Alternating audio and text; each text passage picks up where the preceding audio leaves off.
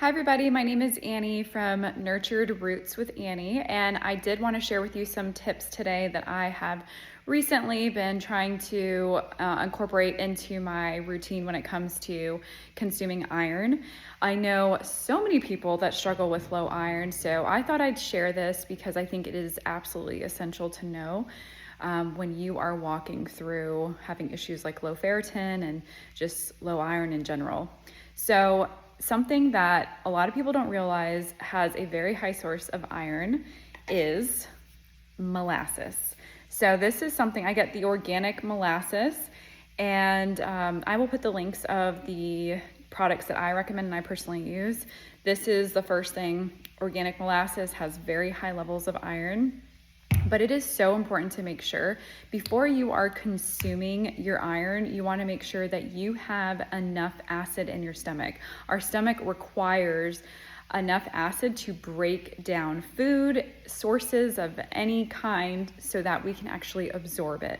So consuming something like apple cider vinegar, a spoonful mixed with water, having that at least 10 to 15 minutes before can be very, very helpful. And that's usually that's what I've been doing recently, because I was consuming iron before, not realizing that I'm having issues with the acid in my stomach. The other thing that is so important to have with your iron is vitamin C. I do have a vitamin C powder that I will have, and I mix it with water, and I will have that along with the different iron sources that I'm taking in. Something else that's been very helpful is this mix of organ pills or different organs. And this is a really good company. They have this different mix here that has been very, very helpful. I would also recommend beef liver when you can to actually consume that. That is something that I've been taking in, and I do the same thing where I have my apple cider vinegar before, and then I also will have my vitamin C with it.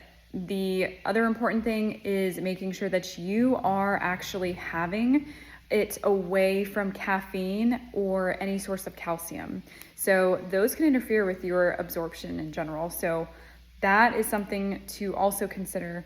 And the last thing I did want to mention is there is a homeopathic remedy called Ferrum Phos. It's a cell salt, and you can take this daily, and that does help with absorption as well. So you want to take that away from food and water. It's about 15 minutes away from that.